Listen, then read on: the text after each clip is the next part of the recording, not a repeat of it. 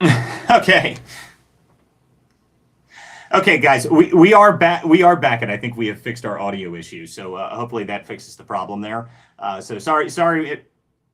Yeah, well, listen, the Jennifer Lawrence, the actress, is incredibly overrated. She's one of the people that only plays like one character. But anyway, we don't need to talk about that. So welcome back to everybody who just got cut out on the live video version. I had to restart it. But we are back in here. So sorry about that, guys. We were having issues with audio. I should have checked something before we started. But, you know, the learning curve or some of this stuff. It's really obnoxious. But anyway, so now we're back. So we're going to keep going here. So anyway. Hopefully that fixed all of it across all the other platforms. If you guys have any problems with it, just let me know. Fish back in here. Well, he was in here the other. Yeah, he was in here once before. Yeah. But anyway, so we can keep going here. Go ahead, Jen. You had something to say, and then we want to talk about some of these other stories that happened today.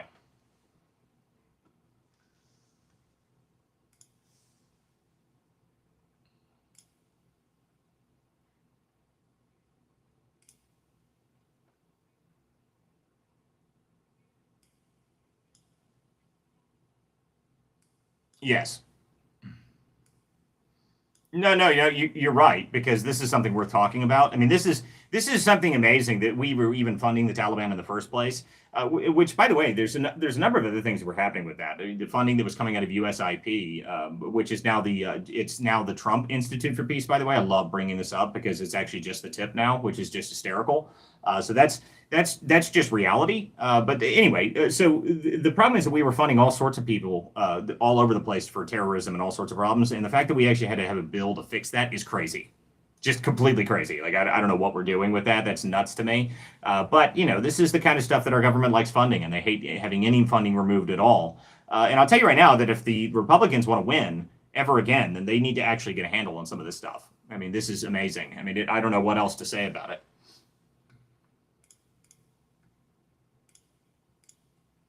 Like they are spending like without any impunity, like they just have unlimited money. Like if it's something they want, they will literally go and print the money to do it, and that is just totally unacceptable.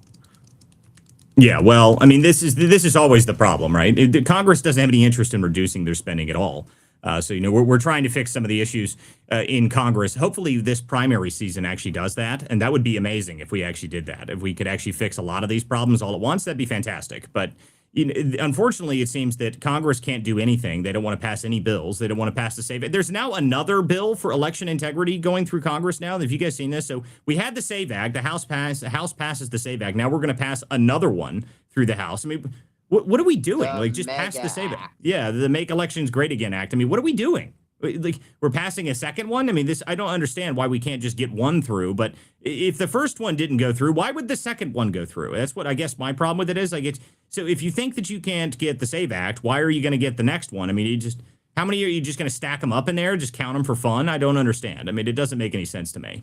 Does this one mandate states for verify citizenship on the rolls, like the state law enforcement? Both of them do that, except the second one is now also saying that you're going to ban mail-in ballots.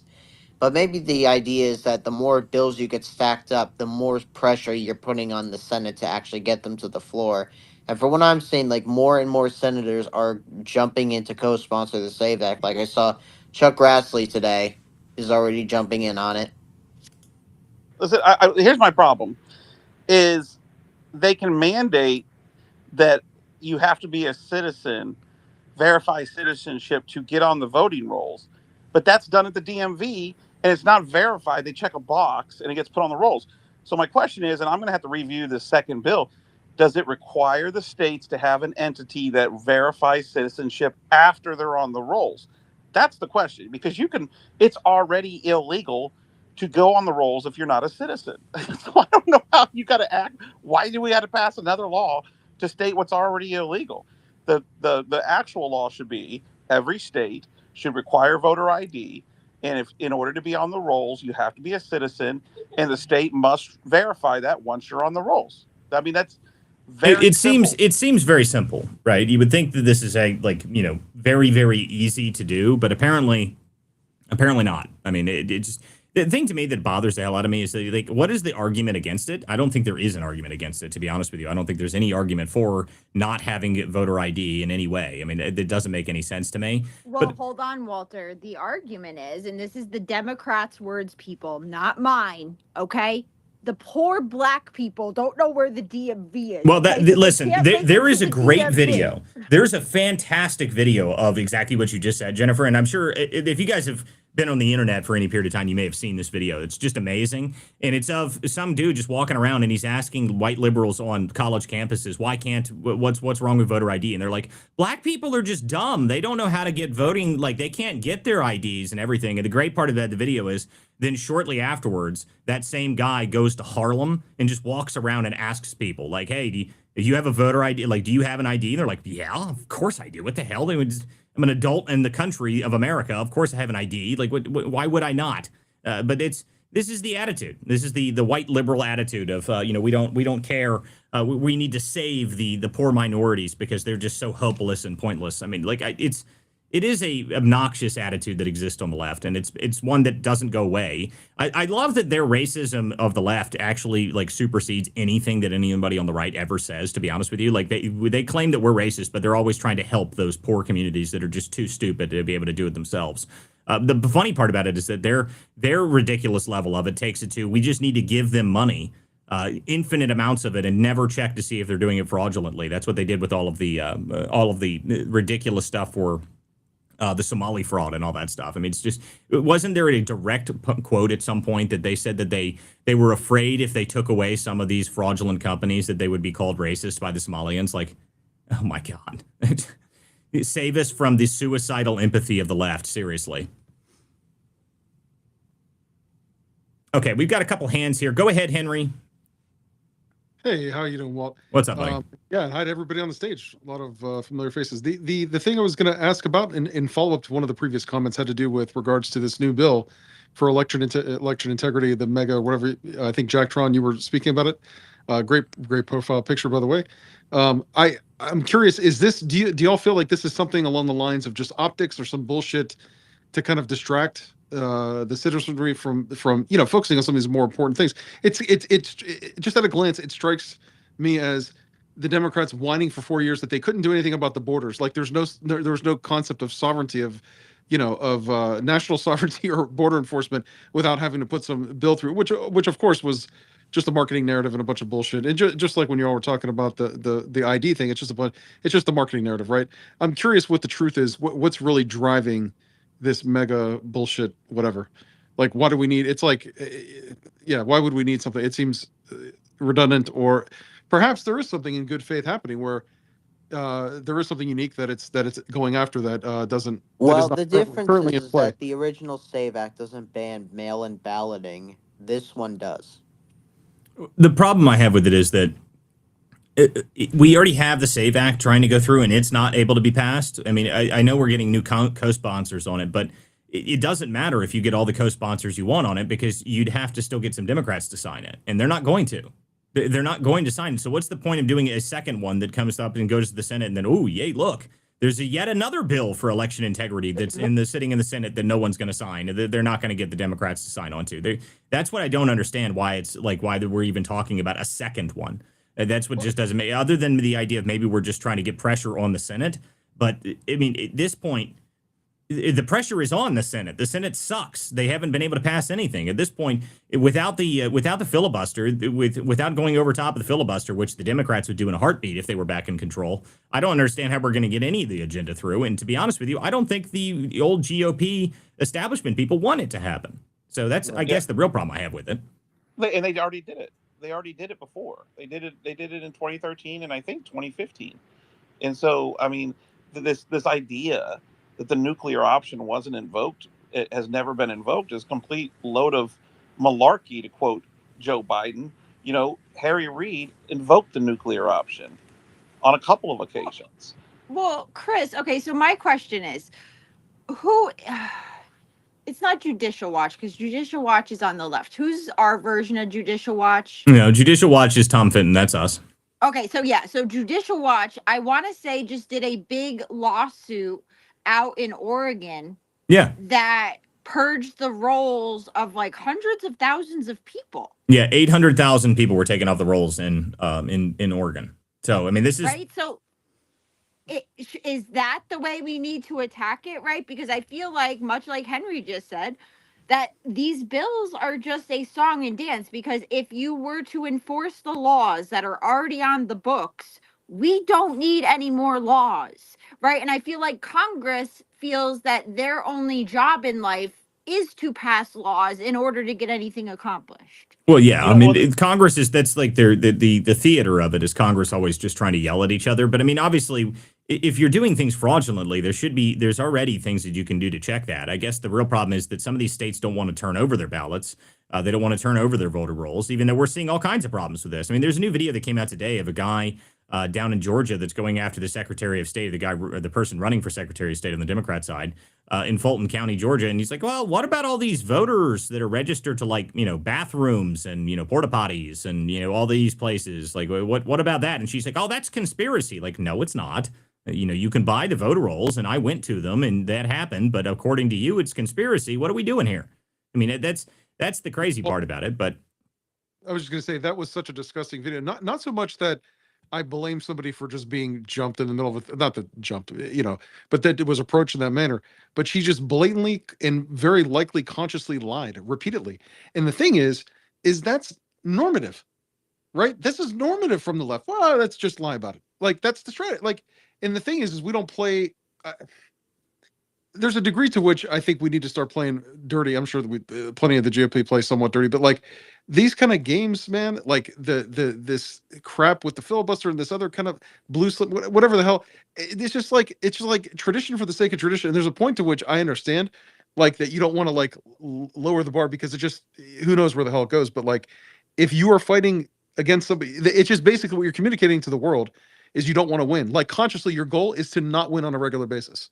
And I think Walter, like you said, or maybe somebody else, that's they're completely content with that. Like yesterday, you mentioned about the older GOP people. It doesn't even occur to them that they should try to win. They're like so far beyond. Well, there's this attitude that exists amongst the older GOP people that we still need to play on the same playing field that we did forever. And unfortunately, this is something I say all the time: is that there's a bunch of people who just don't understand what time it is. Okay, there's some of us out here that actually do have skin in the game who realize what time it is. Okay, there's a couple of people like that on the stage currently. Jen Lawrence is one of those people that knows exactly how far the left is willing to go to destroy their enemies. Okay, there's some of us out here that know. Okay, and the people that are out here that know, we're very angry that these people don't seem to get it. And I don't understand what you do to get those people to wake up, because what do you do? What exactly? There's no amount of things that can happen apparently that gets these people to pay attention. The entire right-wing activist base was assaulted by the previous administration to the point that they debanked them and took them onto the financial system. That happened. They've assassinated people. Trump was nearly killed. What exactly do you need to hear other than the fact that we are fighting against a communist group of people that have none of our values and then don't care? They're playing on a completely different playing field than some of these people, and they can't seem to understand that. And I don't know how you get that through. Well, Walter, what cracks me up, right, is when I hear grassroots people, and I yell about this all the time, right? When grassroots people get up here and they're like, oh, well, guys, we just need to get with, the GOP and our local GOPs. Like, hold on a second, guys. Those are the problem. Those are the problem. The GOP is the problem, right? Because if we don't go along with their idea of open borders, of freaking like the globalist shit that comes out of the GOP, guess what? They spend money against our candidates in order to knock them out of the race. And then if they can't stop them in the primary, they go and they buy the Democrat and help the Democrat beat the grassroots person, right? So as grassroots, like the GOP is our enemy, right? And until they prove that they're not our enemy, we need to start treating them as our enemy and realize like they will stomp on us the first chance they get. And that is true. I mean, but there's all sorts of strange things happening right now. Did you guys see that there's this Oklahoma rep today that was she's now resigned because she admitted she had pled guilty to forgery and conspiracy charges? Did you guys see that? So there's a new person that was just dropped out of the House today because of that. So, there's all sorts of weird things happening on behind the scenes, like you were just talking about with the voter rolls. That's a big lawsuit that happened. There's, Fulton County. We were talking about this yesterday, how Tulsi Gabbard apparently showed up down there to like get some of this information out of there. There's a little bit of intel that came out about that today, but I haven't heard anything substantial out of it yet. But things are very strange right now on the national stage on what's happening in the federal elections, because if we're going to go after some of this stuff, the primary is where I think is more important than anything. But I don't even really see people talking about primary candidates that much. I mean, there's some discussion on the governor races and whatnot, but I mean, the House races are far more important, and the Senate races are even more important than that. So I just don't understand what the next intention is. What now? The only big primary race I've heard about is Ed Galreen running against Thomas Massey. Yeah, well, I mean, there's some primaries in Texas that I was spending, unfortunately, a little more time than I wanted in Fort Worth due to weather, and it was they were already on commercials on TV at the hotel, going back and forth, right? And not just the statewide offices, but some of the other offices coming up on the federal side, and so it's going to ramp up. But here's the thing. And I've said this, Jen, and some people didn't like when I would say it, but it's like you can buy the exact same data for for pennies on the dollar, literally, in an Excel spreadsheet. And as long as you know how to sort Excel, by precinct and the whole deal, you can build yourself your own database. You can build yourself your own sheet, and then you get out and you talk to people. You get 10 people, 10 people that are passionate about helping you, and then you go around and you start to collect the data, and now you have power. I mean, the problem is when this is almost a squandered moment in some ways, because you go to the local GOP clubs. First off, a lot of these people are weirdos. Let's just be real, okay? A lot of them are weirdos. They're rude. Like a lot of people that have these Trump flags, some of them are completely rude. And then you have the contrast, which was the We the People groups. And the We the People groups in most of your areas, if you haven't even looked them up, man, you're talking about 100, 200 people at the heyday. You were talking 300 to 400 in a packed house, and they were shunned by the local GOPs. They didn't want to have anything to do with these. With a lot of the local GOP folks came and the elected officials. They would come and speak, and then they go to the local GOP club, and they'd be like, "Yeah, I mean, we gotta, we gotta protect the GOP here, And it was like this political doublespeak, right?" Chris, can I just comment on that, right? Because there is a pipeline that people don't talk about, right? If you notice with grassroots, right? If you notice with Trumpian people, right? They wake up one day and they're like, you know what? I want to run for Congress. And what do? They go out, they register, they pay their fee, and now they can run. Then you have a certain amount of people, right? And these are the people that usually make up your local GOPs who believe that, well, in order for me to be a congressman, I have to first hold this office, and then I have to hold this office, and then maybe one day the GOP will recognize me, right? That is the issue, right? And that is why when Chris is talking about they protect the GOP at all costs, because they look at the GOP as their ticket in order to get that higher office. And what makes the GOP so powerful is their data. So when they went after the grassroots, the first thing they did to us was take our data, because they knew the data could trump all of the other shit that everybody was doing. If you have the ability to reach directly out to your people and they can't stop you, that's the first thing they took away. And that's why they took our reaches down to 0 on social media, because they couldn't delete our profiles, right? Because they were in the lawsuit. And they took all the data, because the GOP wants to be the only one that has the ability to contact the voters with their message and the message they want. Well, that's true. I mean, the deal is that the GOP itself is an organization. I'm not very impressed with anything that they've done recently. It seems to me that they just don't have any interest in benefiting certain candidates. I mean, look what's happening in Virginia, guys. Okay, you want to see what happens in Virginia? Virginia now. Have you guys seen the stuff that they're talking about, the new taxes that are coming down the line? They're going to tax everything and anything you can think of. Gym memberships. They're talking about taxes for new gym memberships. I mean, tax everything that can possibly exist and make it far higher than it's ever been before. And people are like, oh man, wow, like that's terrible. Like, yeah, it is They got terrible. so excited they're taxing taxes. Guys, you guys, by the way, hey, guys, listen. Okay, we got a ton of people up on this show. Just so you guys are aware, this is a streamed show on multiple different platforms. Do not interrupt and try not to do that because crosstalk does not come across easily. Just trying to make sure everyone's aware of this. This is a political theater, guys. This is a weeknight show. This is a regularly scheduled show that is streams across multiple different platforms. Trying to get it back a handle. We had some audio problems to start the show off, so I had to bring a bunch of people up here so we could actually fill some audio time. So, okay, I need to keep going here, though. But the deal is, if you look at what happens in Virginia, this is the result of not getting actual candidates elected. I mean, this is what happens. You get lunatics in charge, like Spamberger, and Spamberger is going to destroy Virginia in as fast as she possibly can. I mean, that's the reality is the amount of taxes that are coming down the line right there. If they pass all of that stuff, what are you going to do in that state? That state's in serious trouble. I mean, I don't know how else to look at it other than it's in serious trouble. The amount of tax increase that they're talking about, I don't even know if you'll be able to go to the bathroom without getting a new tax increase on that. So it really is impressive to me. Okay, Sally, you came up here. You put your hand up. What's up, Sally? Yeah, I put my hand up because you guys were talking about organizing the GOP, and I had recorded a Sunrise Zoom call last night.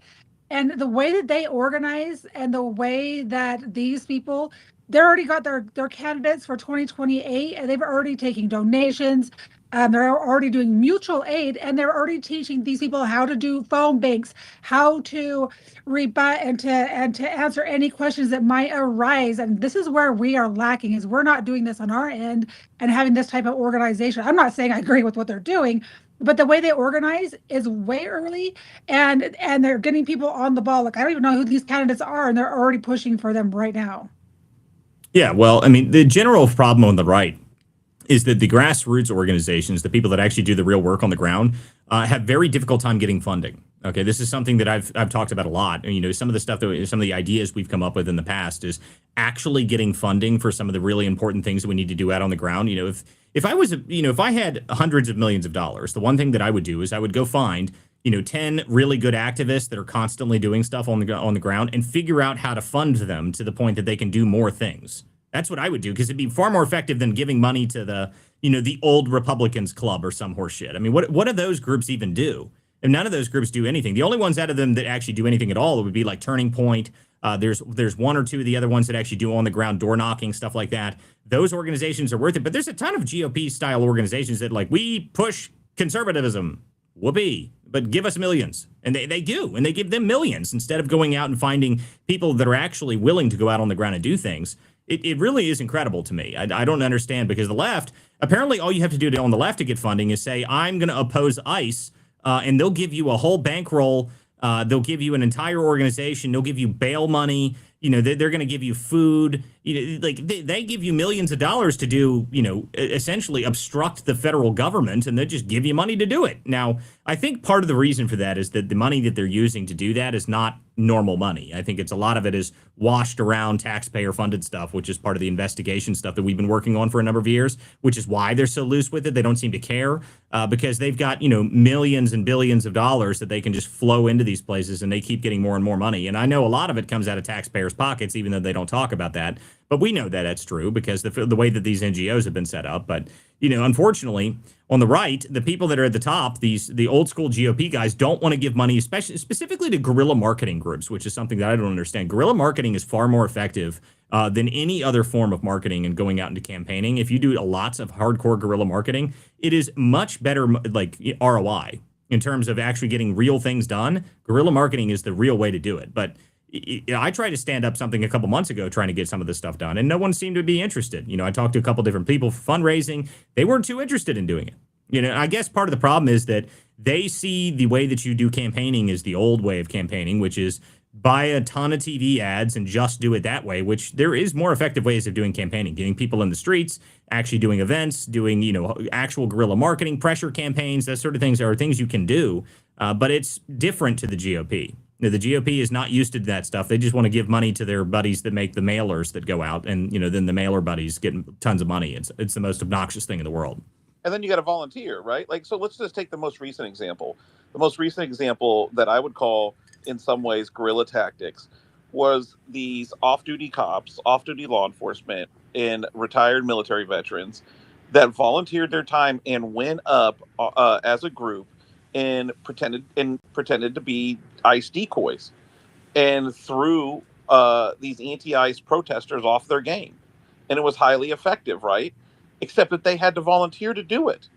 You know what I mean? This is the crazy thing about the right, and you're talking about the guerrilla marketing tactics, and this is core to combating today's left-wing Democratic Party. Everything they do is guerrilla tactics that is funded through these 501c3s, and all those things, and then the TV stuff is the super PACs, right? And Yep.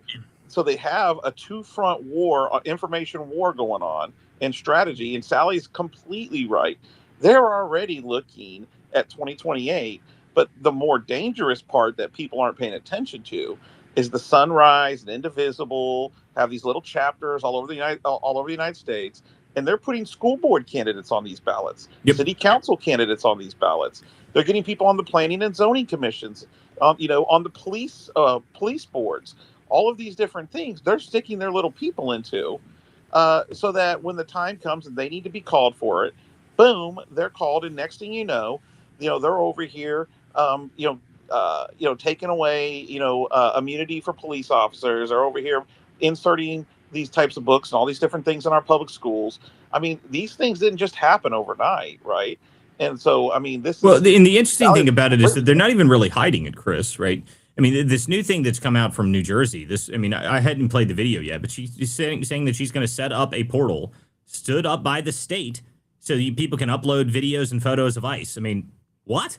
I mean, what are we doing? I mean, this is the kind of stuff that the left is doing with their power. Whenever they get in power, they apparently they raise taxes and find ways to fight against Trump in every possible imaginable way. I mean, that's what they do when they get into power, which is why I keep saying that if we don't manage to hold this and actually figure this out, we are so screwed. I mean, yeah, I know it's funny to laugh about it in some ways, but it is not that funny in the reality of it. I mean, Walter, Jen, Jordan, how many Republican members of Congress and Senate came out on Sunday or on Monday when they stormed City's church and condemned it?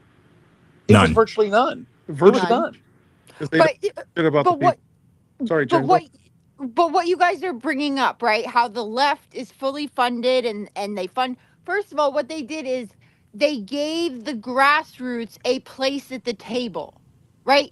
They gave the grassroots a place at the table instead of treating them like the redheaded stepchild, even though they do all the work, we're not going to give them a seat at the table. And then Walter brought up how the GOP, right? They own the direct mailers. They own the robocalls. They own the calling. They own this. They own that. They don't want anybody to be able to get the money except for the consultants. That's why when the GOP decides they want to come into a grassroots race, the first thing they do is they go, we are firing everybody on your staff. We are bringing in our consultants from DC, and you're going to use our direct mailers. You're going to use our robocall people, and not even admitting that they are getting a kickback. Right. So even though the grassroots are doing all the work, the left realized that. And they were like, all right, we might not like your tactics, but they're effective. And we're going to fund that. Where the Republicans turned around and said, oh, you guys, you don't speak correctly. You don't dress correctly. You smell a little funny. We don't want you at our table. Maybe we'll throw you a bone if we need you to step in. But honestly, you're not really part of our crowd. So have a nice day. Yeah, well, and this has been a general problem for a long time. It's the fact that the left understands that you need to actually fund some of these grassroots groups, and they've done a very good job of doing that. They've done a very good job of doing that. By the way, guys, I want to make sure everyone shares the space out now that we've actually got everything working properly. This is the Political Theater. There's a weeknight show, 9 p.m. weeknights. I'm Walter Kurd. This is Jordan Daly and Chris Marino, my two co-hosts here. Guys, make sure you share the link out to this show. Share the space out. Make sure you guys repost it if you were listening on the live version, and share the link out to your friends and make sure everyone knows that we are live now. And if you guys have anything to say, you can always put a comment down below. I do read all the comments throughout the show. If you want to support this show is run completely independently. It's just me up here. I don't, we don't have some big team of people that run this thing. So if you guys want to support me, you go to wcdispatch.com and you can subscribe there, or you can subscribe right here on X. If you guys subscribe on X, you get behind the scenes on the investigation stuff that I'm working on, which is expanding rapidly by the day. So in the next thing that's going to happen on this, I'm headed to California. So there's some interesting things that are in the works right now, guys. So if you want to support this show, you want to support me, go to wcdispatch.com or subscribe right here on X. Let's keep going though. Sally, you had your hand up and you were about to say something. Go ahead. Sorry for cutting you off. You're fine. Yeah, no, I was going to say that I lost my train of thought. My apologies. I know you're live.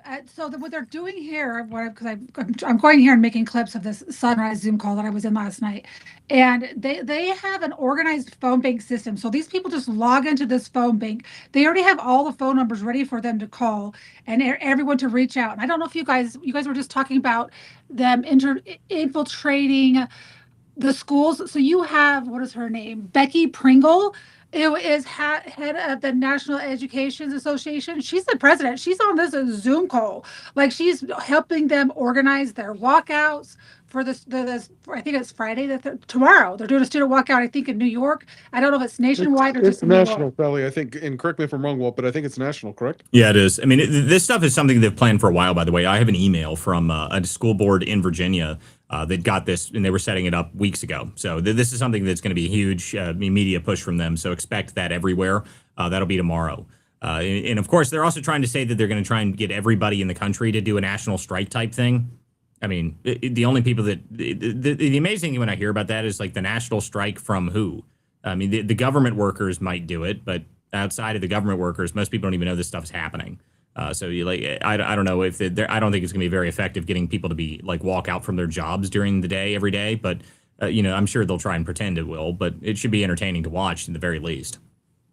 Wait, Walter, isn't this illegal?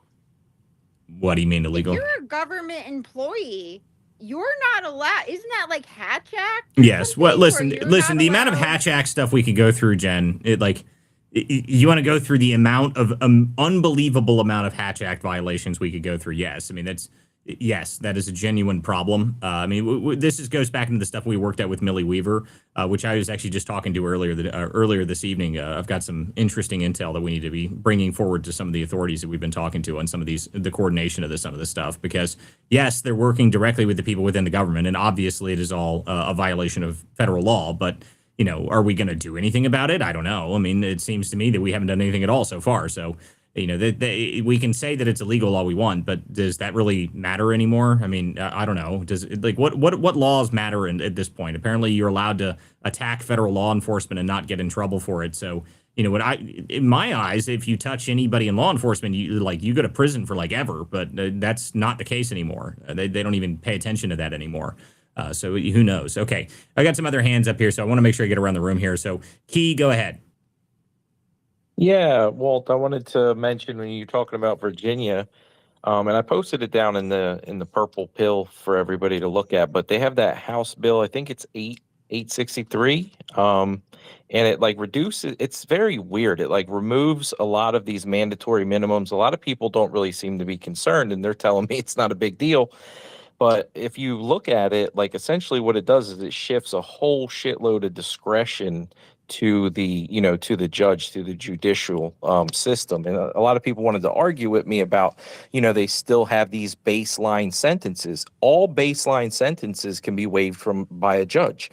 So that's one of my big concerns with Virginia amongst all of the other problems. I mean, if you were actually going to try and destroy a state, I think that's what Abigail Spanberger's intention is to completely demolish Virginia so that it can't recover. And I know people might think that that's hyperbole, but if you look at what they're planning on doing to Virginia, it's not even going to be sustainable. You'll essentially have to move. Listen to me. What they're planning to do to Virginia is very clear. They want to make it Eastern California, which is what their plan was before. I mean, in fact, if you don't believe that, I mean, they signed on to all of the EV mandate stuff that California had passed on. They signed on to all of it.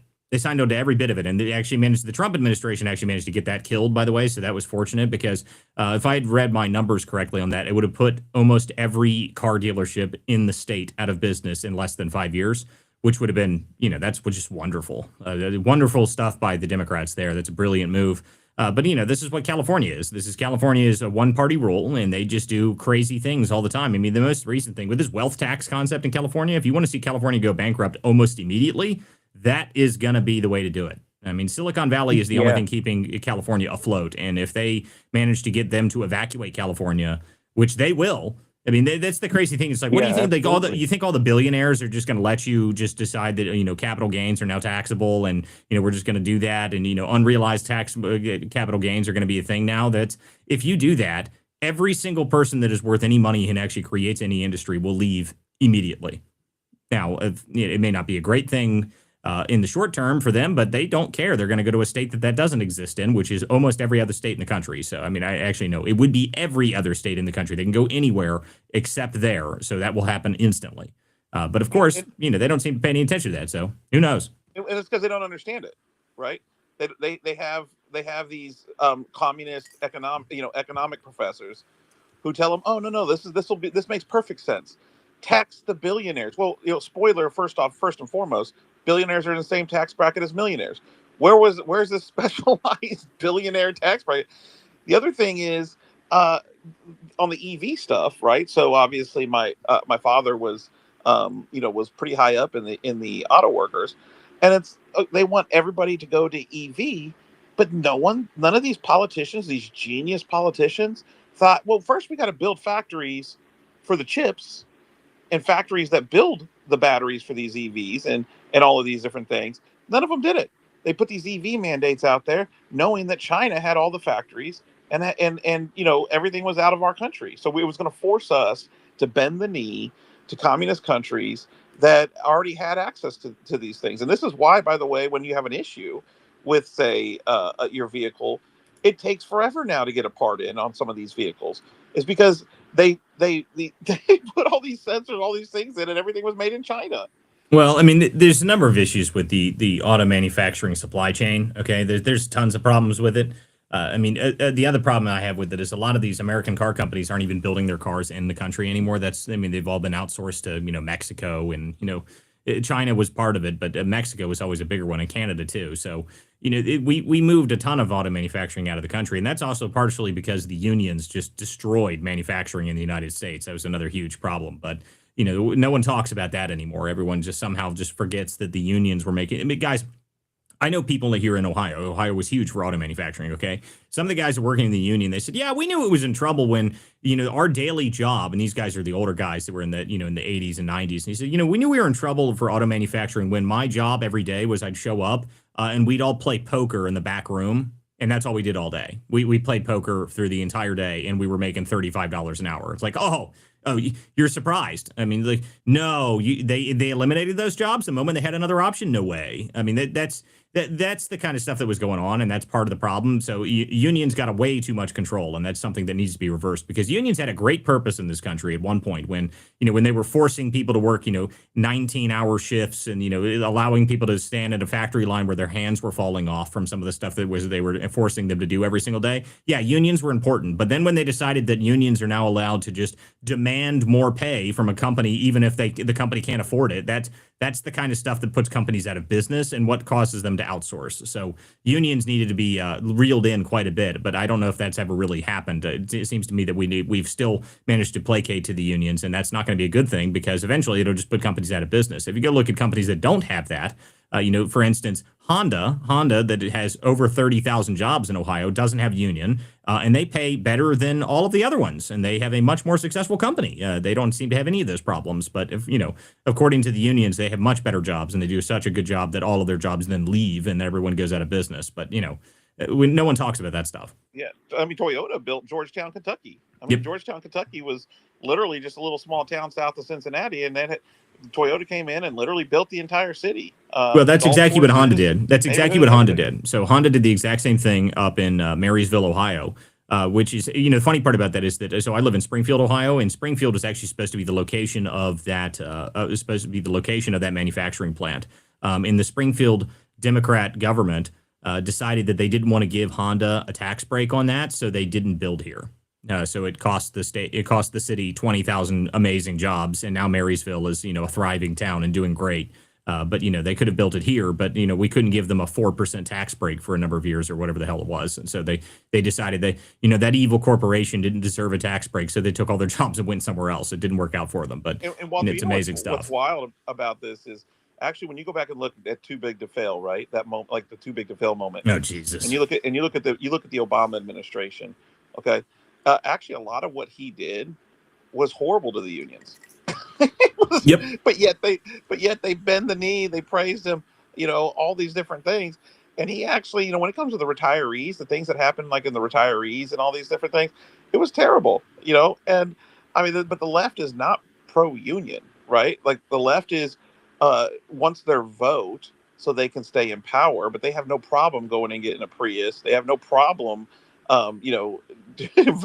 supporting non-union stuff. Well, I mean, the electric cars was going to put the unions. It was going to kill the auto manufacturing industry. Essentially, if they had forced that EV mandate, it would have completely killed the auto manufacturing industry. It was an insane idea.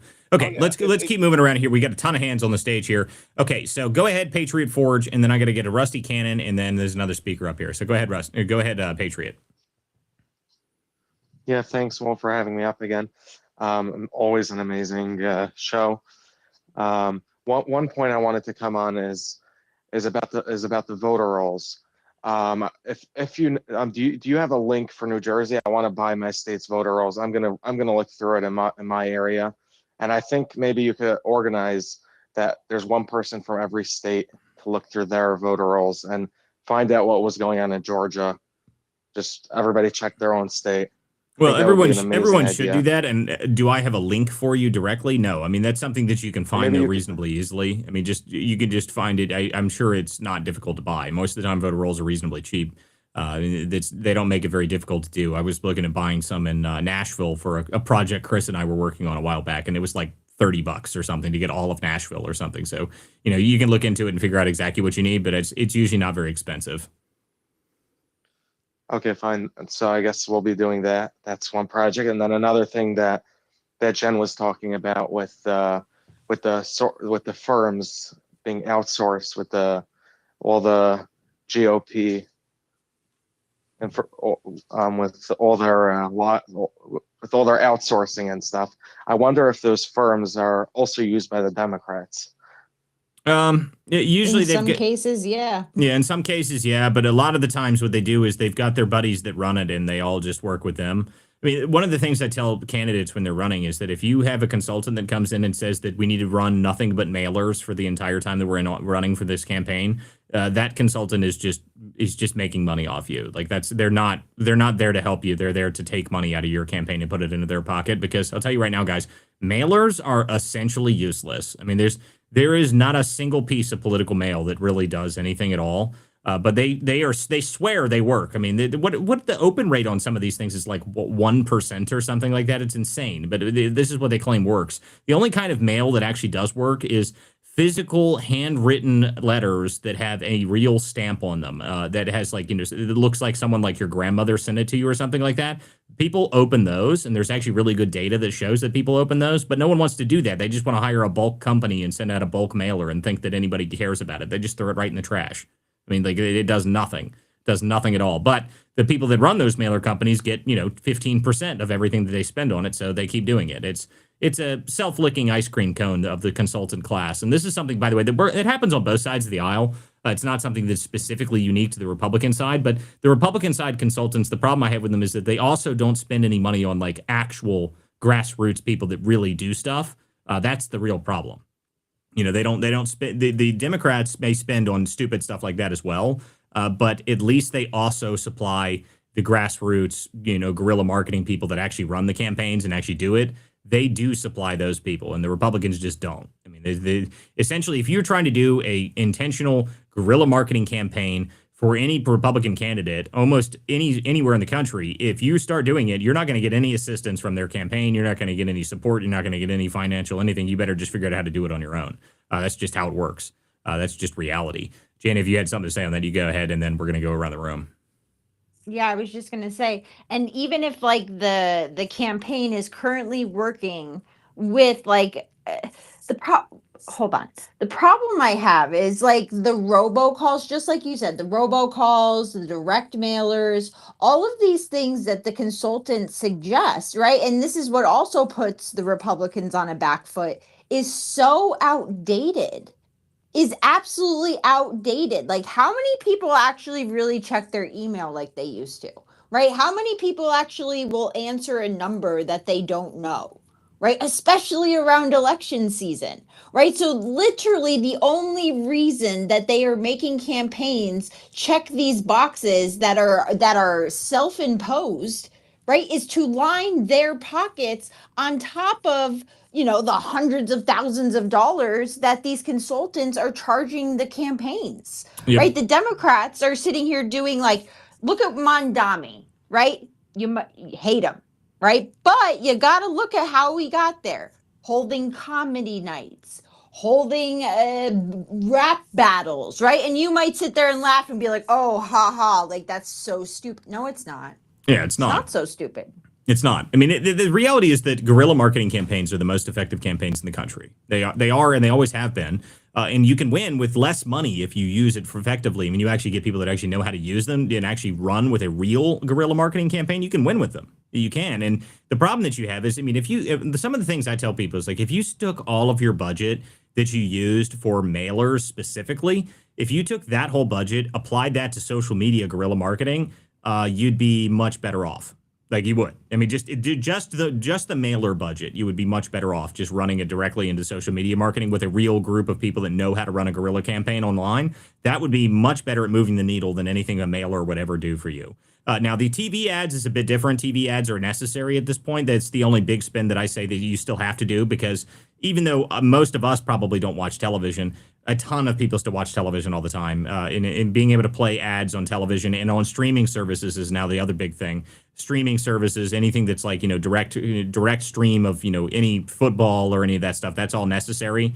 So you still need to run those. But the old school nonsense spending that a lot of these consultants do just doesn't do anything. But they make tons of money off of it, and they don't seem to care that it costs candidates tons and tons of money, and it also doesn't seem to do anything. But you know, eventually we'll have to figure out how to get rid of the consultant class. But I don't know how you do it, because even the people that I tell this is what you need to do, and they listen to me, oh yeah, that's probably true, we need to do that, then they don't do it. So I mean, I don't know. I don't know how you get this through, because the consultants, once they get their hooks in a candidate, they make sure that the candidate only talks to them and that candidate only speaks to them, and then they get captured by the consultant and they have to run focus groups on every word that they say, and that's how you lose. Honestly, that's how you lose. The only people that can do that effectively are the Democrats, because the Democrats can have candidates that literally can't even talk.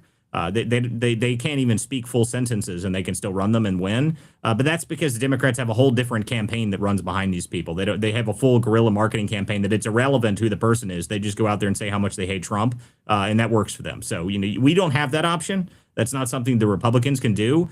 But what we need to figure out how to do is actually fund the real grassroots groups that actually go out on the ground and do things, because that's the only way you can win. Okay, I need to move around the room here, so go ahead, Rusty Cannon. Good afternoon. So they've got, I'm involved in my local county GOP, and I have a little bit of a different swing on it from what most of the people are saying. So every state's GOP is different, like their state rules and then down to their county rules. They're all different. In Georgia, we've had a lot of people, a lot of patriots or MAGA, that have really kind of swarmed the GOP, took over a lot of county GOPs. So we've got a lot of people on the ground doing a lot of, you know, doing work there. And I will tell you, when you talk about advertising, our district GOP leader was telling me that they've got some crazy stuff out now where it's kind of like streaming. It'll go through your internet, and anything smart that you have on it, it'll pop up, like phones, even like a smart refrigerator. So it'll pop up those advertisements. So that's something that we have. It's IP targeted digital advertising. Yeah, that's what he was telling me. I was like, oh, that sounds aggravating. I wouldn't like it, but it's something. So I mean, I think we'll start seeing Listen to me. A lot of that. Anything that is not like, and the current thing that the GOP does more than anything is freaking text messages. And I'll tell you right now, they better figure something else out, because all that does is piss me off. I swear I get 100,000 of those a day. I mean, I don't know how many senators and congressmen call me every single week, but it's got to be 24 at least. I mean, it's absurd at this point, and I don't want to talk to any of them. I mean, I'm sorry. Like, you're running for dog catcher in Utah. Like, great, buddy. You're a veteran. It's always the same thing. I'm a veteran. I'm a three-legged. Like, I mean, it's always some giant list of reasons that their bona fides are incredible and they need money and they want to talk to me, and they're like, oh my God, please stop. My favorite I got recently, Jen, you'll love this. I had some guy in Virginia contact me. His campaign did, and they said, we're going to give you the exclusive. I said, what? You're giving me an exclusive on what? And they said, well, he's going to launch his campaign, and we're going to give you the exclusive on his campaign launch. I was like, what? This is a benefit to me somehow? I'm not really sure I understand the concept here. So I'm going to say that he's launching his campaign, and this is an exclusive to me that he's launching his campaign. How does this benefit me in any way? And I don't even know who this guy is. So why is this exclusive, and why do I care?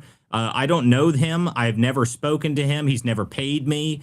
I don't work for free, for one. But two, what the hell is an exclusive when you launching your campaign? That's the dumbest thing I've ever heard. But that was like that was a creative. Be fired. Yeah, well, that person should be fired, because like at a campaign launch, you want all the media there, right? Any eyeballs that you can get on your campaign at that point you want, unless, I mean, does this guy's last name Trump or something? Because honestly, if it's not, I think this guy, he thinks very highly of himself, I think was the problem with this. But to me, I was just laughing. I was like, why would I give you an exclusive? Like, I don't know you. Like, I mean, I'm sorry, this is not a benefit to me. They were framing it as if it was some sort of giant victory for me to get this exclusive on some candidate that I've never heard of before. I'm like, what? Like, who is this guy? And I look him up. He's got like a following of like 4,000 people. I'm like, no, dude, I don't just randomly promote people that I don't know on my platform without speaking to you, without you paying me. None of that happens. So I don't know what the hell that was, but it was very creative. At least they got me to answer the phone. And they were like,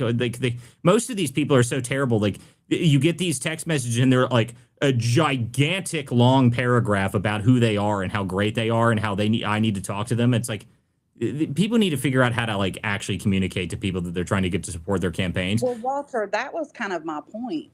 If you're involved in your local GOP, everyone that's running on the Republican ticket, they're going to come to each and every county. So you'll have a chance to talk to each of these people, ask them questions, and learn about them. I mean, that's what we do in my GOP. So I would just say, I think we need to do better as MAGA and quit like eating each other. I get it. I do not shield for the top of the GOP, but for my county, I know what we're doing. Well, look, when you get to the local level, listen, look, your local stuff is different. Okay. Like local candidates, I'm more than happy to help my local people. But if you're calling me from a state that I don't live in and trying to get me to promote your Senate race, your U.S. Senate race, as if it's some sort of great, extremely amazing exclusive for me to do, like, sorry, dude. Like, that ain't me. If you want me to help with your campaign, I understand what you're talking about. But the problem is that there's, generally speaking, the GOP right now, their only way to contact people is through text messages, apparently. Email generally is dead. Jennifer already said that before. I mean, no one checks their email anymore. I've got like 20,000 emails. Like, I mean, I try to check one of my 7 emails every single day. That's pretty much it. But I'm not looking for, campaign advertisements in that email. I promise you I delete anything like that. That's not how this works. They really need to figure out. I like the idea of the IP targeted stuff, but again, that's not even. You need to get better on the ground guerrilla stuff if you want to get people in local areas to start voting for candidates, which is what my point is. If you're a local candidate, that's exactly what you need to be doing. You need to be on the ground, not only on a guerrilla targeting, but you don't go just talk to everybody.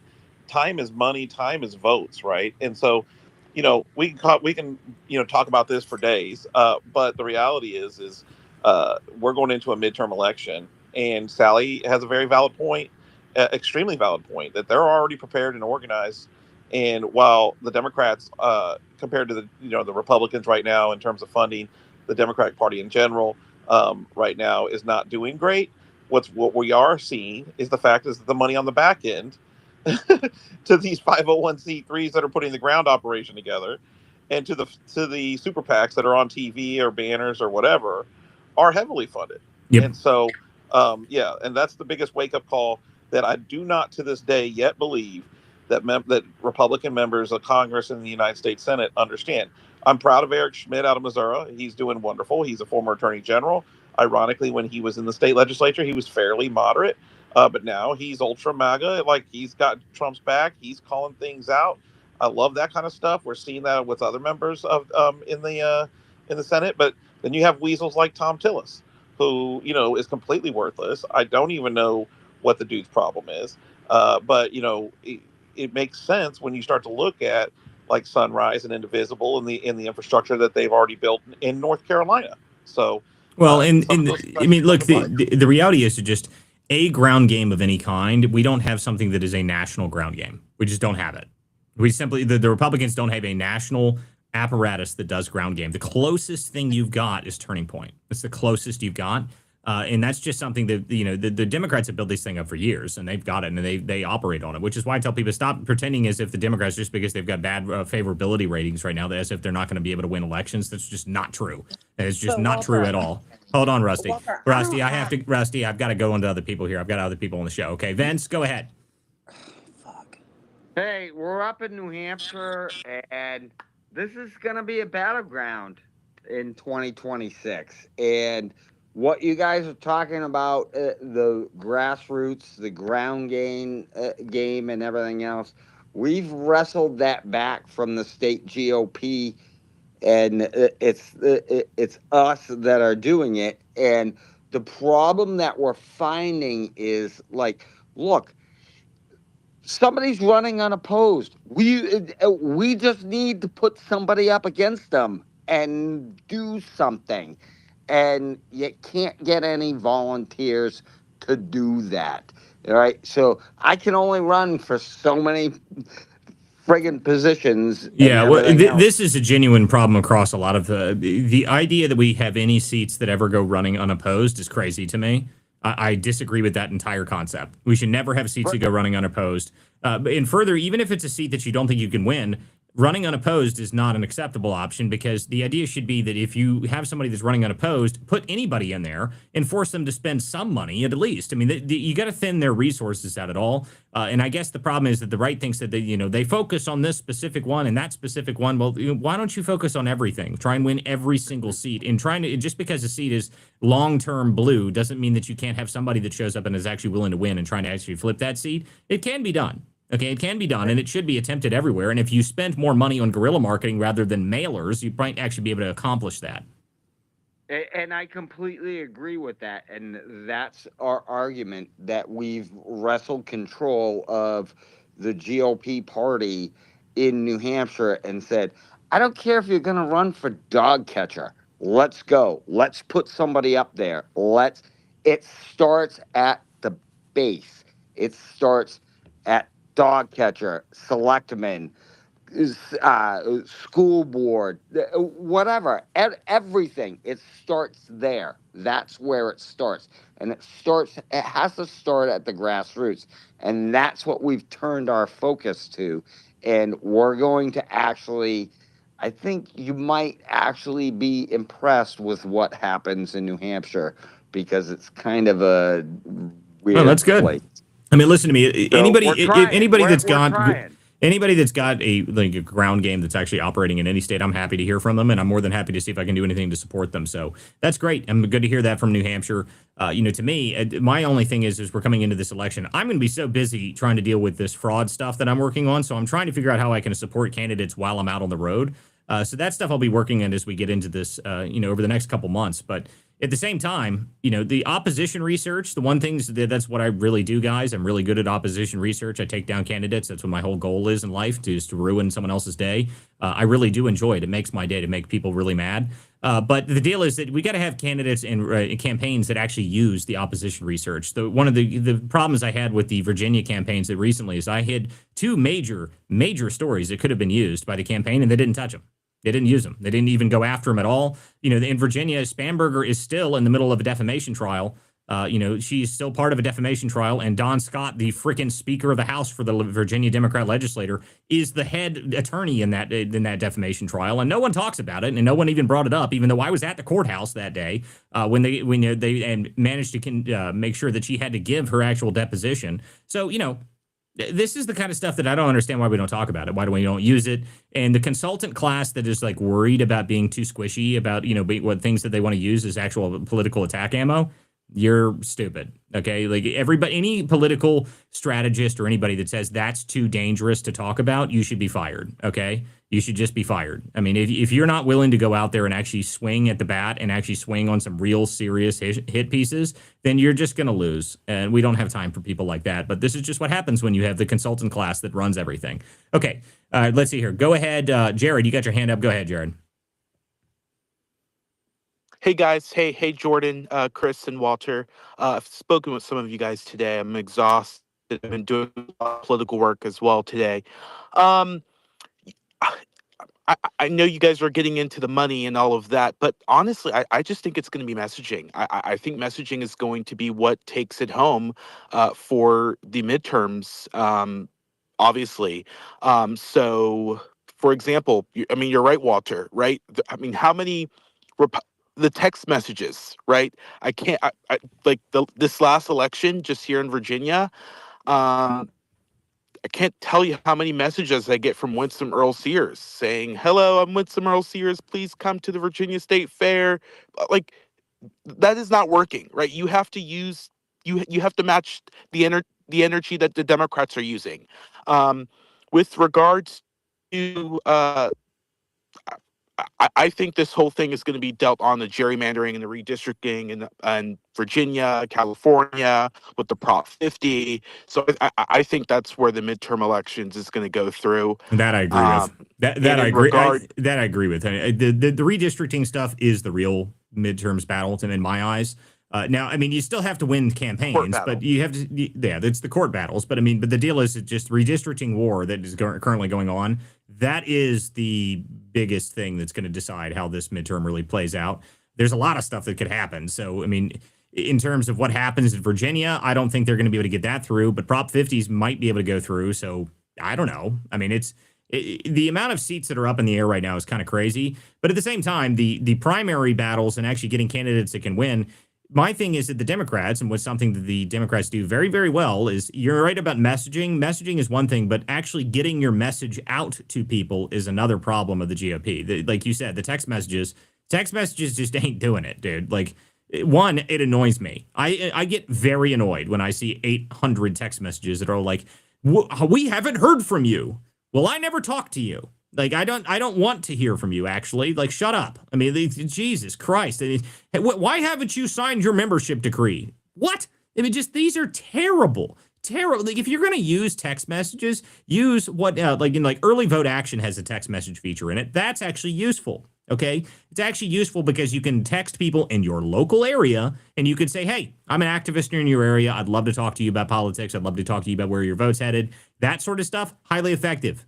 Highly effective, but it also shouldn't be limited to just Republicans on the voter rolls there. It should be everybody, anybody that's on the voter rolls in those areas. You should be able to send text messages out, and that's something that I think they could change and make a big difference with that, because just texting the same people over and over again doesn't do anything. But further than that, any of these terrible when read text messages, I understand why they do them, because that's the only way some of these places are raising money, even though it costs an insane amount of money to send text messages on that scale. That is how they're raising money. They get like a 0.1% return rate or something on that. Like, but it's terrible.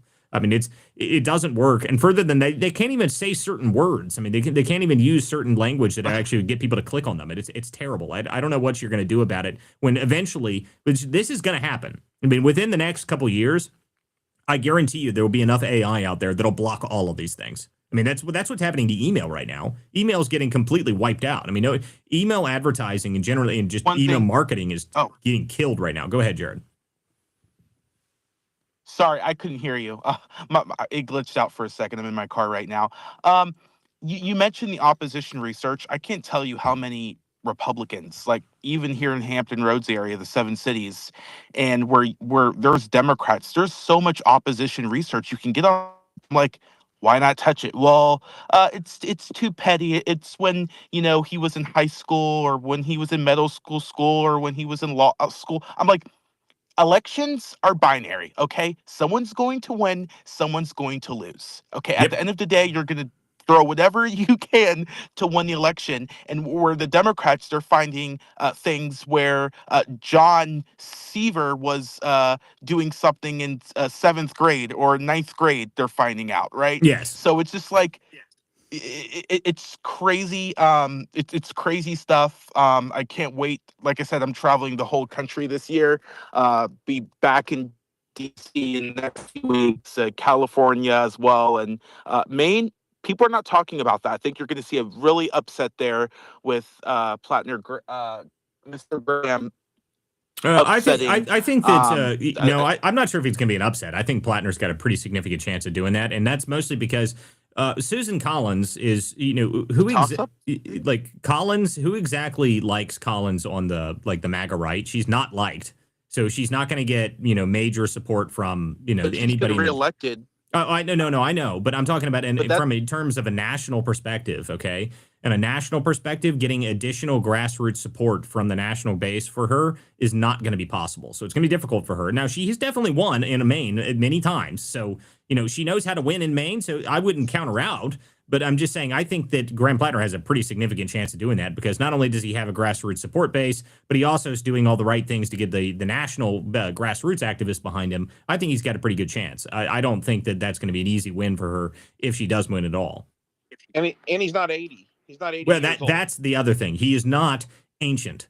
And to be honest with you, if you are 80 years old and you're running for any political office, I will refuse to support you. No geriatrics in Congress anymore. Okay. I'm done with the old people. If you are a fossil, if you were around when Jesus was wearing sandals, I don't want you in office. Okay. I'm done with that.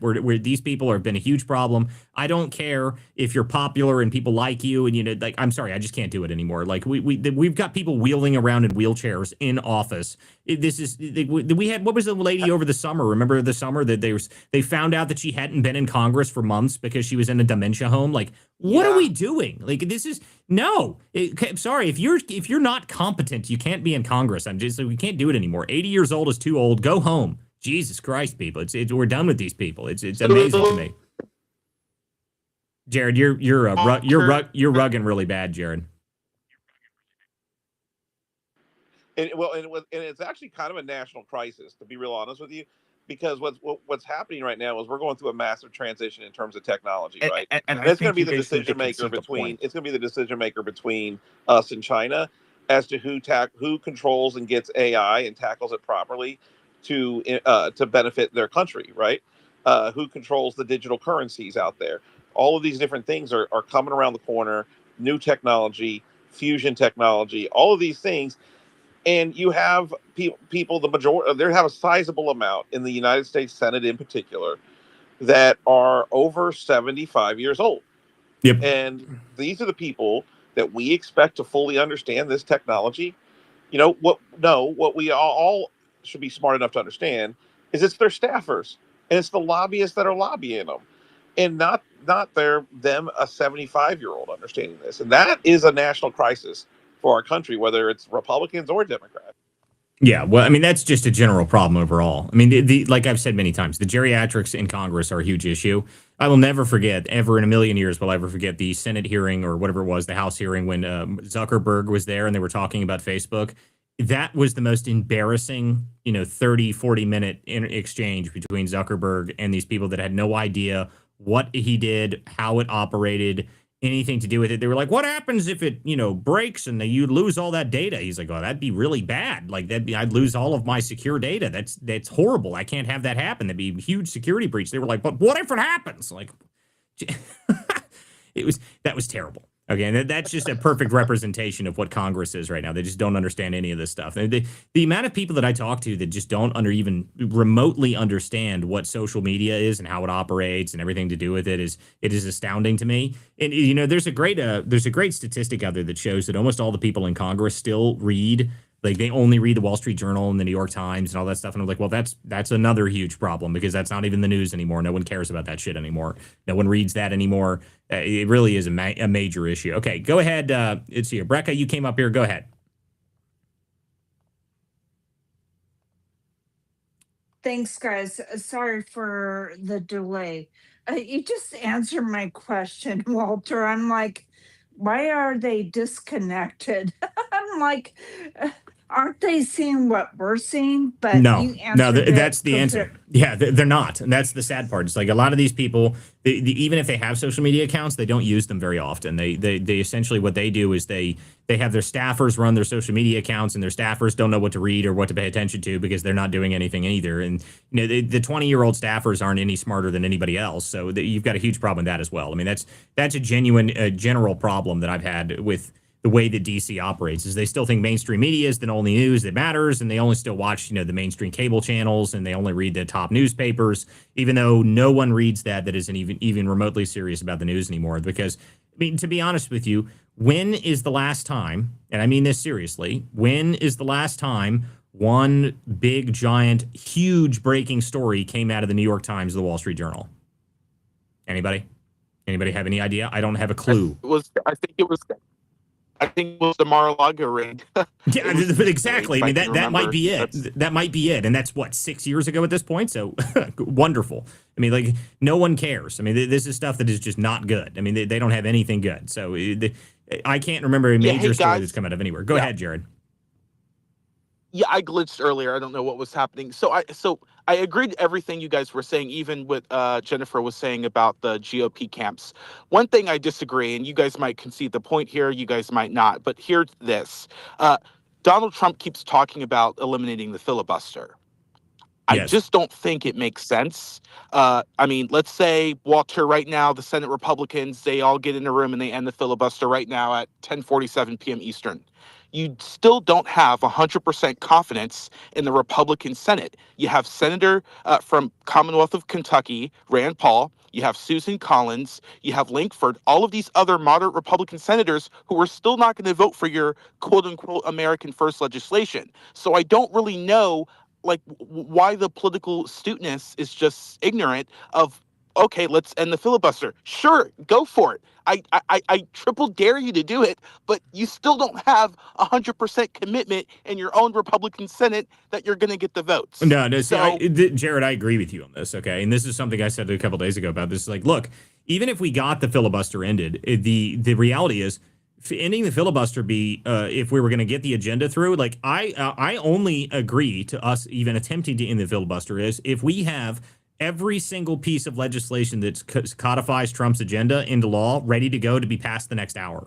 Okay, like that's the only way I'm okay with it. But we don't have that. So even to me, ending the filibuster would be great, but you better pass the SAVE Act within 15 minutes of that happening. You better pass all the cuts, all the dust. I mean, we haven't been able to get any of that stuff. So I don't necessarily the ending the filibuster, as much as people talk about it on the right, as much as I say it's necessary to get some of this stuff done, I don't think the Republican Senate wants to get it done. That's what my point is. I don't think they have any interest in getting it done. I don't think they want to. I think a lot of these people are the old school establishment GOP. I think what the reality is that they don't like Trump anyway. They hated him. They've hated him the whole time, and they've just been playing along this whole time. And the reality is they couldn't put him in handcuffs, so they're going to handcuff his agenda and run out the clock. I think that's what's happening, and that's to me. Ending the filibuster would be great, but I think you're 100% right. I don't think they have any interest in actually passing the agenda. I don't think it's going to happen.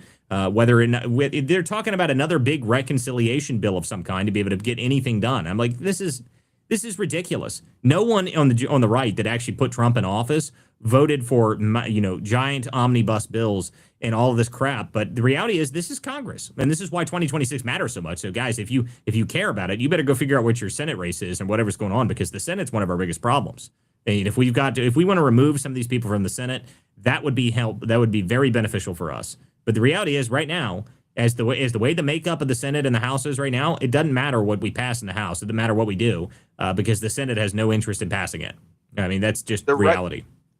The reconciliation thing, I'll read it tomorrow. I haven't even read it today. I haven't either. But I haven't read it yet. I'll read it tomorrow in the morning for sure. But I'll say that I do understand why Republicans voted for it. I mean, you're going to have to negotiate, right? That's what Congress is. And for the last 10 years, even when 2016, 2020, 2024, even now, it seems like and this is objectively, Republicans always get blamed for the government shutdown. So, Walter, we can either be talking about a government shutdown in 48 hours, or we can be talking about Republicans giving an inch to Democrats to get things done. Well, Voters usually view the party that wants to shut the government down as an illegitimate form of protest. However, they never blame the Democrats for it, even if they're not in power. Well, but So the problem here's here's the issue with that is that I don't give a shit if the government shuts down, and no Republican candidate, none of the MAGA people care at all about that shit, dude. Like none of them do. The base doesn't care, not even remotely. In fact, the most recent government shutdown, I really don't even think it did that much. No one gave a shit. I mean, and no one cared almost at all about that. Now it damaged the economy a little bit, but the fact that to me, I think it should be more evident to everybody that the government shutting down has a major effect on our economy. That should be a wake-up call to people. Like, I think that should be a bit more of a call to people that, maybe we should pay a little bit more attention. If the government's shutting down and that's causing our economy to go down, then maybe we have too much government money in there. I think that's kind of a problem. But, again, to me, I don't really care if the government shuts down. I don't at all. If that's what they want to end the filibuster for, then I guess that's some way they could do that. But to me, again, my point is on the filibuster issue is what you said before. I don't agree I don't trust our current Republican Senate makeup to be able to get any of this stuff done. I just don't. I don't at all. I don't think they have any interest in getting it done. I don't think it would work anyway. Okay, Casey, go ahead. I know I referenced something from Early Vote Ocean earlier, and I wanted to hear from you anyway. So what's up, Michael? Hey, Walter, thanks for having me up here. I do want to just slightly, I agree with pretty much everything you said. I do slightly disagree though, because I have been seeing just as of recently today that Mike Lee and a few others said that that the SAVE Act has about 50 votes right now confirmed, or 50 co-sponsors confirmed. So it would pass with JD Vance breaking the tie if it was up for vote today. So I think that I think there are certain things that breaking the filibuster on would work for. I mean, the Republican Senate has been pretty, strong-armed in supporting most of President Trump's major nominees. They got RFK and everybody else who had tough confirmation hearings. They all got in. We thought there would be more defections and everything. I think that at the end of the day, for most legislation, such as the SAVE Act and everything, a lot of most of the Republican senators, including some like Rand Paul, who are mostly hardliners on fiscal stuff, will come around in the end. So I think we do need to maybe think about the filibuster elimination for certain votes and everything. I think if the SAVE Act were to go up for a vote, I think that we would have the 50 votes to push it through. So I think we do. I think we need to maybe just look at like I said, Casey. To me, if we are going to end the filibuster, we better have things on the agenda to be passed immediately afterwards. I'm not talking like a month from now. I'm not talking like a couple weeks from now. I'm talking now, baby. Like if you end the filibuster, you better pass the SAVE Act within 25 minutes after that happens. Okay, that's what my thought is. You better invoke cloture, go for it, and pass the SAVE Act. Get it on the ballot. Get it done immediately. If you don't actually do that, then you've ended the filibuster for no frickin' reason. And to me, I don't really care about the idea of the Democrats saying like, oh, they're hoping we end the filibuster. Guys, we know you do it anyway, okay? Like no one cares at all about that. The Democrats, if they end the filibuster, they would do that within 15 seconds of being in power again. So no one even doubt at all that would happen. But to me, again, the point on this is still that no, I don't care. Okay, ending the filibuster, if you're gonna do it, you better be ready to pass the agenda forward immediately. And that needs to happen. Now, if we get this other House bill that comes forward, this other election bill, and you pass both of those at the same time and go over top of the filibuster to do that, then I'm okay with it. Okay, that's just reality to me. I'm okay with it if you did that. But at the same time, I don't know. We'll see. I doubt highly that we have the stones in the Senate to actually do this. Now, I think they should, but we'll see. I mean, to me, I'm on the mind that we have too many squishes that still don't know what time it is. And until I'm proven wrong on that, I can't look at it any other way. No, I fully agree, and I think that's why the Senate is definitely the most important prize this year, more than the House, more than anything else. I think especially, I think we have a unique opportunity this year of Mitch McConnell retiring, with the other major retirements, retirement in Wyoming, one of the reddest states in the country. We have, Kentucky, Mitch McConnell retiring, one of the reddest states in the country. We have really competitive primaries in Texas and Louisiana, Bill Cassidy, and several others. I think that now this is a very unique year in a lot of very red states to replace and primary out a lot of rhinos dominoes who have been big roadblocks in our agenda this year. And I think that we need to take advantage of that. There's going to have be some of the most important races in the country this year. Going to be the Senate primaries and these open Senate seats and the other Senate seats where there's really incumbent Republicans are not really fully with our agenda that President Trump is deliberately staying out of or endorsing challengers in. Like he just endorsed a challenger to Bill Cassidy, who's been kind of a roadblock to us and voted for impeachment and everything. So I think we have a really unique opportunity this year, and people forget the Senate is going to be the most important prize for the next 2 years after the midterms too, because whatever happens bill wise, the confirmations are going to be one of the most important things. Holding the Senate majority will be one of the most important things to happen this year, because for the next 2 years after this, no matter what happens in the House, the other races, those are very important, of course, but the Senate will determine whether they can confirm judges that will stay on the bench for another 60 plus years. That will be one of the most important things of President Trump's legacy, that he'll be able to fill the courts and everything with judges that will, pass them carry the MAGA agenda for the next several decades, if not longer. Along with the other nominees like ambassadors and all these other nominees like the board commissioners, boards, the Federal Reserve, etc. So holding the Senate and potentially expanding the Senate is definitely the most important feat. And I think it's not impossible. It's been done before, where we lose some seats in the House but gain seats in the Senate. It happened in the past two presidential midterms for both parties. So that, I think, is the golden goose, the main prize, and not just expanding the Senate, but also replacing a lot of the Senate's senators that we've had issues with, like Mitch McConnell, like Cornyn, like Cassidy, etc. Replacing them with more Republicans aligned with our agenda and our values and everything. Like you have like Nate Morris in the Kentucky Senate race. Like Elon Musk is supporting him. I think he's a good candidate. You have Ken Paxton and Wesley Hunt over in Texas. You have Julia Letlow in Louisiana. You have some really good options in a lot of these races right now. Yeah, I mean, Wyoming. there is good options. Like I said, I think that there is a possibility that you could get some really good people into the Senate. I think there is a possibility with that. Now, there is some seats that I do worry a little bit about. I think the main, obviously, I'm not sure Collins is going to be able to keep that seat up there. I'm not sure about that one. That'll be a challenge for her. That'll probably be the most difficult one. And most of the reason I believe it's going to be a challenge for her up there is because I don't think Collins will get support from anybody in the MAGA base to really be able to keep her seat, even though they should.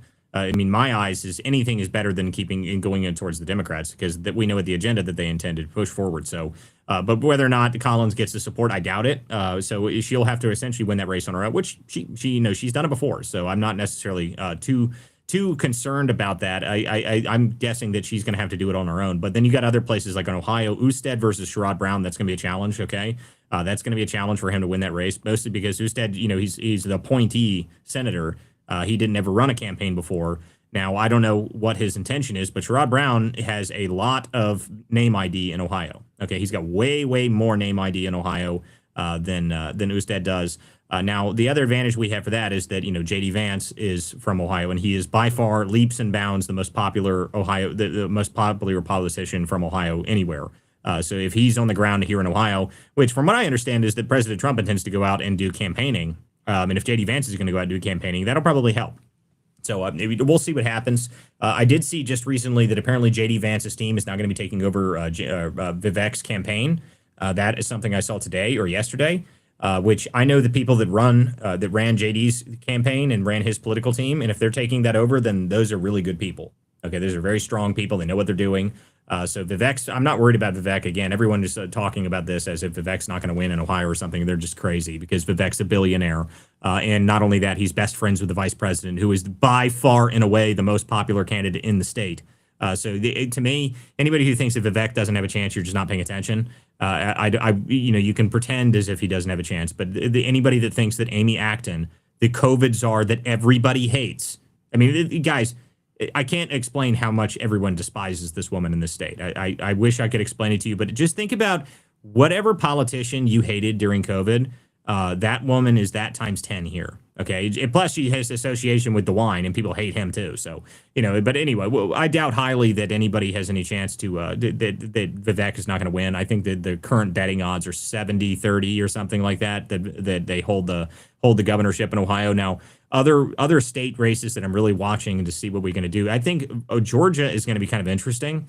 I think Georgia is worth paying attention to. I don't know if we're going to see any other real big flips, though. I mean, I don't know. Other than Georgia, where do you think, Casey, where we think actually could see flips in the Senate from blue to red? Well, first off, I will just touch on Ohio. Usted, I do agree that Sherrod Brown's a tough challenger, but one thing that Usted does really have going for him this year is the fact that I believe about 11 unions right now, I think like labor unions, farm unions, all 11 unions that endorsed Sherrod Brown just 2 years ago in his last race have now flipped over and endorsed Usted against him. So 11 unions that endorsed Sherrod Brown now endorsing against him. So it seems like a lot of his old allies, the traditional Democrat base that were with him just a couple years ago in his last race, which he lost, are now flipping against him. So I think a lot of that old blue collar base is now flipping our way. So I think that when you see more endorsements like that coming, it'll help us out a lot more. I think Usted will probably hang on. I'm not worried about Vivek really at all. I think that he'll probably win. I think that, like you said, Georgia's a pure toss up right now. Both, you got the governor, got that Senate. I think that's gonna be a very interesting one. I think Michigan will be very interesting as well. There's the governor's race is a little unorthodox next year or this year rather because of the you have an independent candidate that's very major running.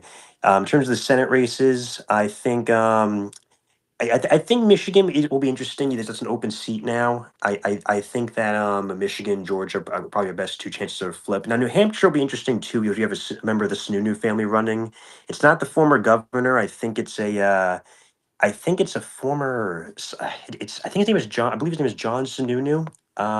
He's the brother of the governor. Oh, I really? think That's he I, interesting. I think he was the senator for a couple terms actually back in the early 2000s. He left during the Obama years.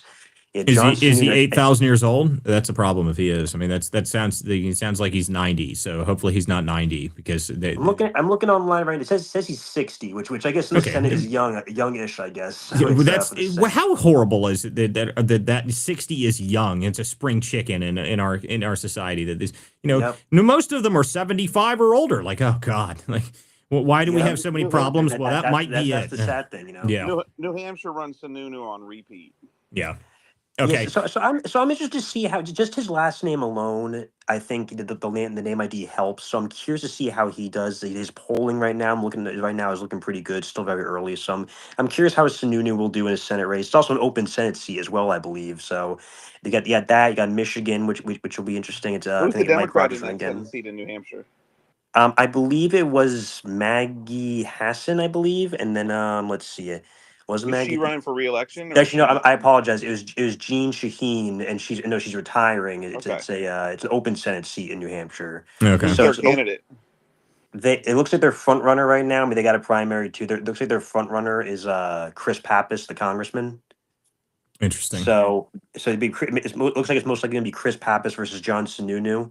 Now, like I said, Sununu, this is the last name. That's a family institution there that probably helps him out a lot. The polling right now, I'm looking right now of him versus Pappas looks fairly close. It looks like it's within single digits plurality. So that I think will be an interesting one because New Hampshire's a very weird state politically, as we know. Kelly Ayotte's the governor up there, so that'll be she'll add some interesting stuff to the race. I think Michigan is another open Senate What do seat. we I think believe about that's Minnesota with Michelle Tafoya coming in, or whatever, how you say her name? So I have no idea how to say her name. So Michelle Tafoya, legendary sports broadcaster, Hmm. NFL broadcaster, ESPN, Fox News versus contributor too. versus Lieutenant Governor Peggy Flanagan. So that will be an interesting race.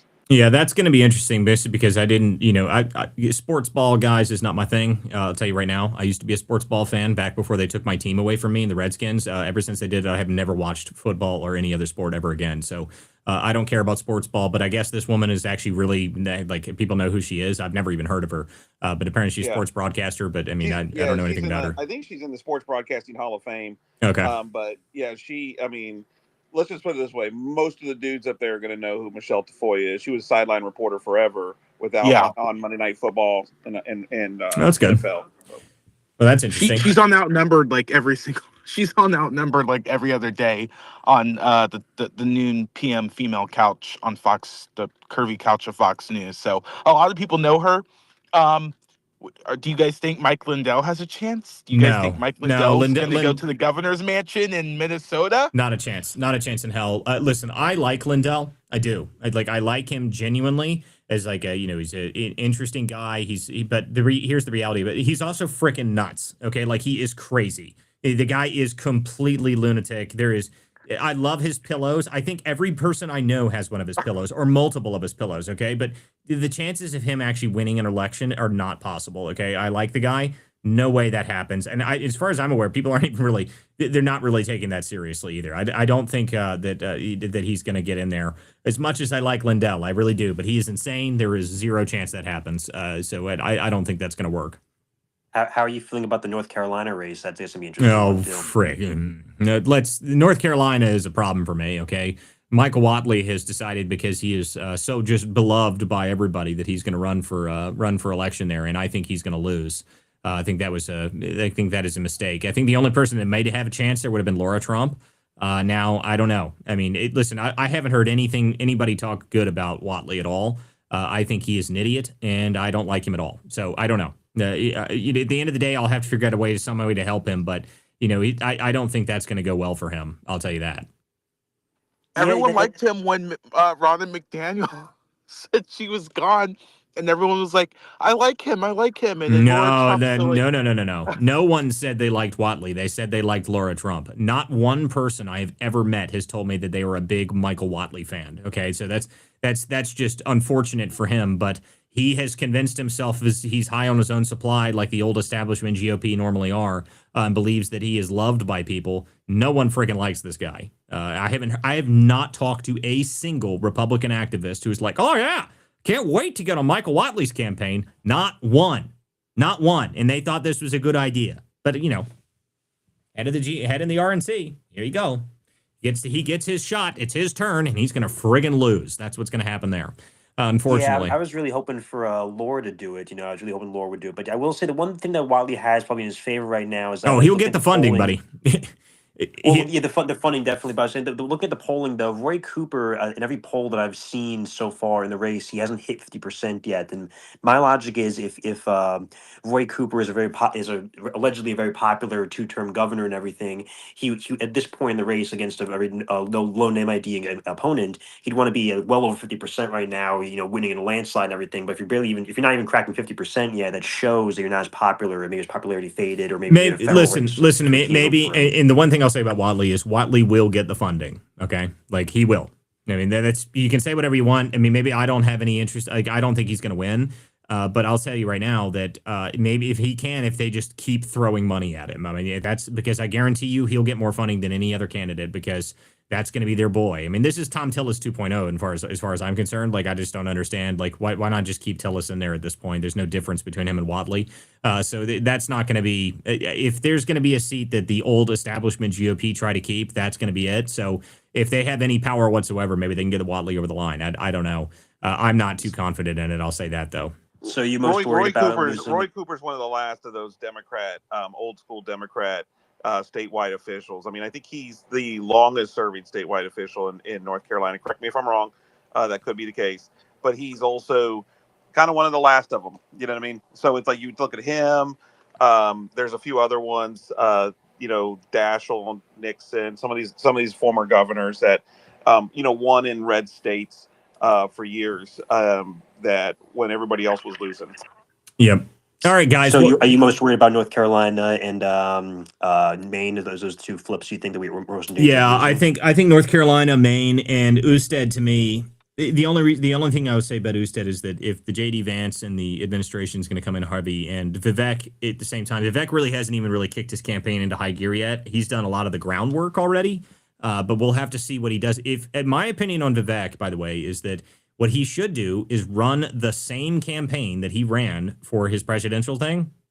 Do that again, and you'll win in Ohio. That's the way to do it. If you want to win, just do the exact same campaign that you ran for president. Do that in Ohio, and you'll win. If you get dragged down with this consultant crap and make sure that every measured word and all that crap, that you'll lose that way. That's not a smart decision. If Vivek wants to win, the best way he could win is run the exact same campaign he ran for president during the 2024 primary. I think that's the only way he could do that. So, Walter, you think Vance's team is going to tell him the same thing?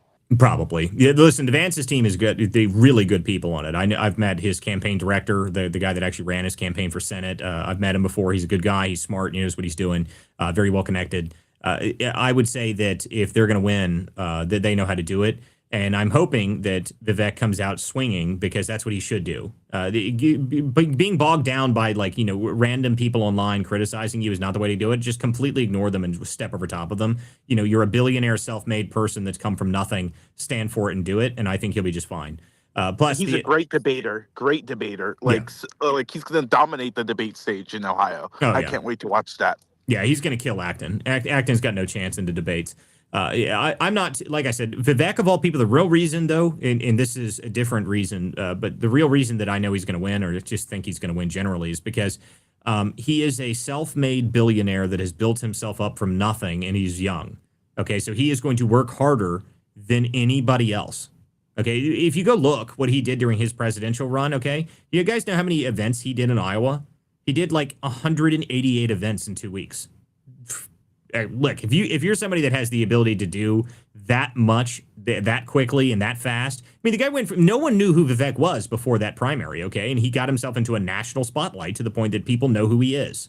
That means you know what you're doing. That means you have the ability to go out and message and work on the ground just to be able to do anything. It's just the fact that people know who Vivek is crazy because no one had heard of him before that, and now everybody knows who he is. So I'm not worried about Vivek of all people.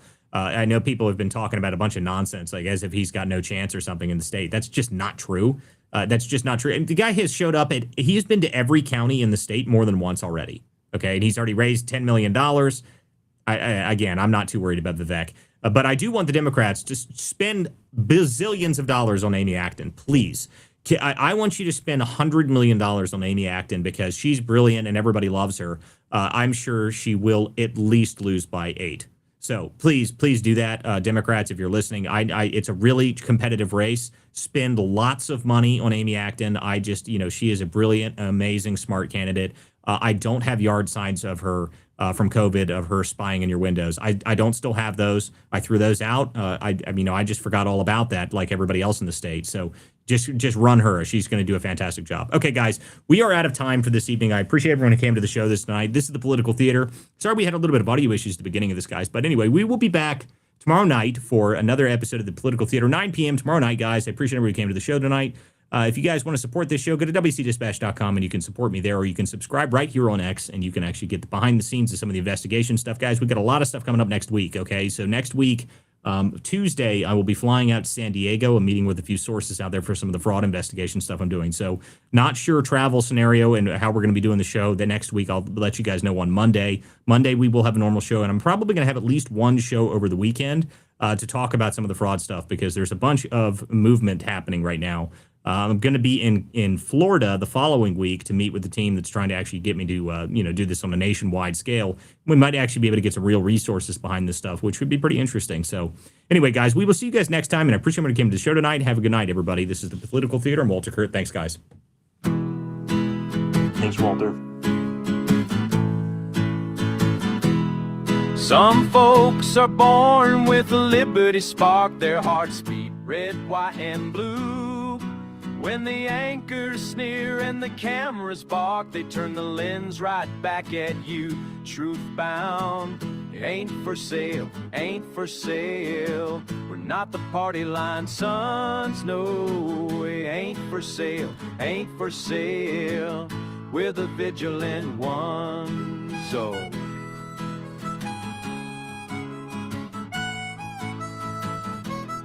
Some folks inherit silk-lined halls, spend our sweat while preaching share. But when the tax man wraps his knuckles raw, their mansions suddenly look bare, impaired.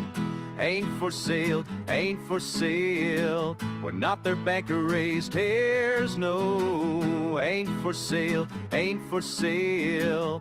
We're the vigilant ones, so.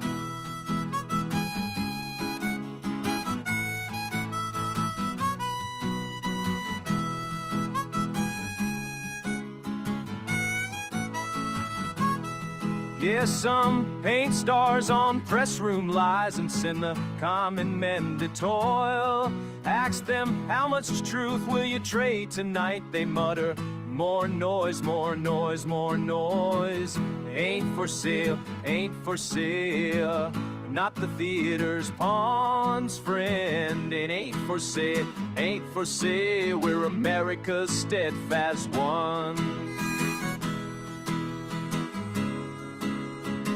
No, we won't be spun.